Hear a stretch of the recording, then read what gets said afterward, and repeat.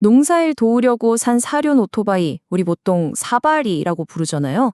이걸로 저녁에 잠깐 동네 한 바퀴 돌았을 뿐인데, 와, 한순간에 전과자가 될 뻔한 한 농민의 이야기입니다.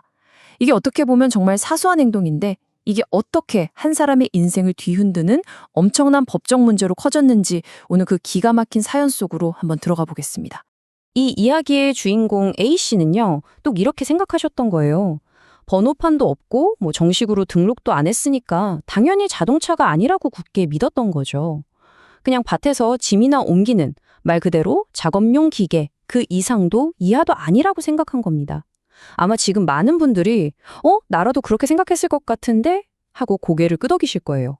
바로 이 지점에서 모든 문제가 시작됩니다. 하지만 법의 판단은 우리의 상식과는 전혀 달랐습니다.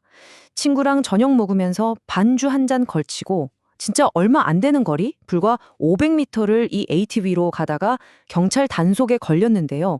그에게 적용된 혐의가 무려 3가지였습니다. 음주운전, 무면허 운전, 그리고 자동차 관리법 위반. A씨 입장에서는 정말 하늘이 무너지는 순간이었겠죠. 네, 진짜 딱 500m 운전이었어요. 그런데 어떻게 이렇게 무시무시한 법적 결과를 낳았을까요? 이 사건 결국 대법원까지 가게 되는데요.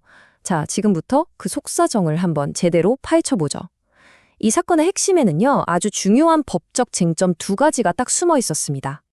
자, 첫 번째 쟁점입니다. 과연 A씨 주장처럼 번호판도 등록증도 없는 이 사륜 오토바이를 법적으로 자동차로 볼 수 있느냐? 바로 이 문제였죠. 여기서부터 우리가 아는 상식과는 조금 다른 법의 세계가 펼쳐지기 시작합니다. 그리고 2번째 쟁점, A씨가 ATV를 몰았던 그 한적한 마을길 있잖아요. 그 길이 과연 법에서 말하는 도로가 맞느냐 이거였습니다. 만약에 도로가 아니라고 하면 도로교통법을 적용할 수가 없으니까 이것 또한 사건의 결과를 완전히 뒤집을 수 있는 아주 결정적인 문제였어요. 자, 이 표를 보시면 정말 재밌는데요. 우리의 일반적인 생각, 즉 상식과 법의 기준 사이에 얼마나 큰 차이가 있는지를 한눈에 보여주거든요. 우리는 보통 번호판이 있냐 없냐로 자동차를 판단하잖아요. 근데 법은 엔진이 있냐 없냐를 훨씬 중요하게 봅니다. 또 우리는 아스팔트가 쫙 깔린 큰 길만 도로라고 생각하기 쉬운데 법은 불특정 다수가 그냥 자유롭게 오갈 수만 있다면 어디든 도로로 볼 수 있다고 말하는 거죠. 이 치열했던 법적 다툼, 마침내 대법원의 최종 판단을 받게 됩니다. 과연 대법원은 우리의 상식과 이 엄격한 법의 기준 사이에서 어떤 결론을 내렸을까요? 먼저 첫 번째 쟁점. 이 ATV가 자동차냐 아니냐에 대한 판결부터 한번 살펴보겠습니다. 여기서 핵심 키워드는 바로 이륜 자동차라는 법률 용어입니다. 아니, 이름만 들으면 당연히 바퀴 2개짜리 오토바이만 해당될 것 같잖아요. 근데 법의 정의는 전혀 다릅니다. 실제로는 바퀴수가 몇 개냐랑은 상관없이 일정 기준 이상의 원동기, 그러니까 엔진을 단 탈 것을 아주 넓게 포함하는 개념인 거죠. 그래서 대법원의 결론은 아주 명확했습니다. 비록 바퀴가 4개지만 엔진이 달려있고 사람이 타서 운전하는 구조니까 ATV는 자동차 관리법상 이륜 자동차에 해당한다. 따라서 도로교통법에서 말하는 자동차가 맞다. 이렇게 결론 내린 겁니다. 심지어 A씨 측에서는 법이 나중에 바뀌면서 ATV가 포함된 거 아니냐. 그러니까 그전에는 자동차가 아니었다. 이런 주장까지 했어요. 하지만 대법원은 이 주장도 받아들이지 않았습니다. 법이 바뀐 건 원래부터 자동차였던 ATV의 지위를 좀 더 확실하게 확인해 준 것일 뿐이지 없던 걸 새로 만들어낸 게 아니라는 뜻이었죠. 그럼 2번째 쟁점이었던 도로는 어땠을까요?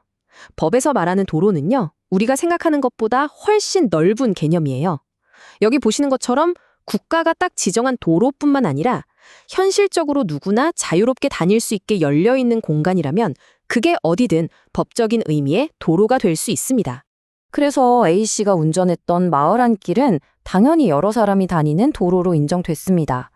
근데 재밌는 건요, 아파트 지하주차장은 경우가 좀 다를 수 있다는 거예요. 법원은 주차장이 입주민처럼 딱 정해진 사람만 쓰고 외부인 출입이 통제된다면 그건 도로가 아닐 수도 있으니 구체적인 관리 상황을 따져봐야 한다고 봤어요. 그러니까 어디서 운전했느냐에 따라서 결과가 완전히 달라질 수도 있다는 얘기죠. 자, 그렇다면 법원은 왜 이렇게까지 우리 일반적인 생각하고 다르게 ATV는 자동차고 마을길은 도로라고 판단했을까요? 이 판결 뒤에는 우리가 반드시 알아야 할 아주 중요한 원칙 하나가 숨어 있습니다. 그건 바로 도로 위 안전의 보호입니다. 법원은 ATV가 번호판이 없거나 생김새가 좀 장난감 같다고 해서 그 위험성까지 가볍게 봐서는 절대 안 된다고 판단한 거예요. 오히려 그 반대일 수 있다고 본 거죠. 이 그래프가 그 이유를 정말 잘 보여주는데요. ATV는 결코 장난감이 아닙니다. 시속 60에서 80km까지 속도를 낼 수 있고 무게도 수백 킬로그램이나 나가죠.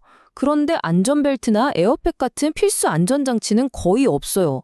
자, 상상해보세요. 이런 기계를 면허도 없는 사람이 심지어 술에 취한 상태로 도로에서 몰고 다닌다면 어떻게 될까요? 끔찍하죠. 법원은 오히려 번호판이 없기 때문에 더 위험하다고 봤습니다. 왜냐하면 번호판이 없으면 사고 내고 도망가도 잡기가 너무 어렵잖아요. 방향지시 등이나 브레이크 등 같은 최소한의 안전장치도 없는 경우가 대부분이죠. 당연히 보험 가입도 안 되어 있을 테니 사고가 나면 피해자는 보상받을 길이 막막해집니다.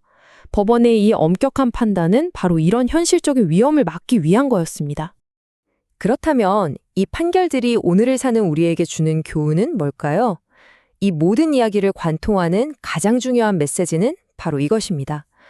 엔진이 달린 것은 절대 장난감이 아니라는 사실입니다. 여러분, 이것만은 꼭 기억해 주세요.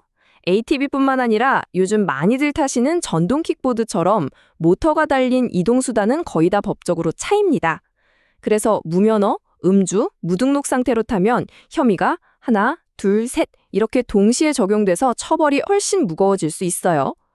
에이, 이 정도는 도로가 아니겠지? 이렇게 섣부르게 판단하는 건 절대 금물이고요.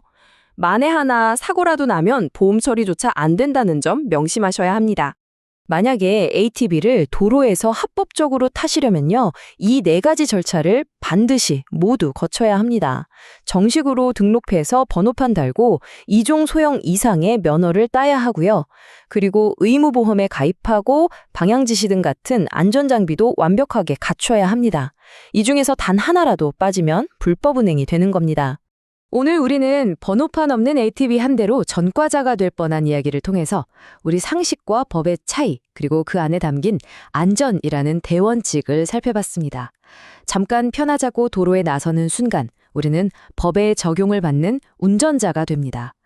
이 점을 다시 한번 생각해 보시면서 혹시 여러분의 차고나 창고에 잠자고 있는 그것이 정말 그냥 장난감이 맞는지 되돌아보는 계기가 되셨으면 합니다.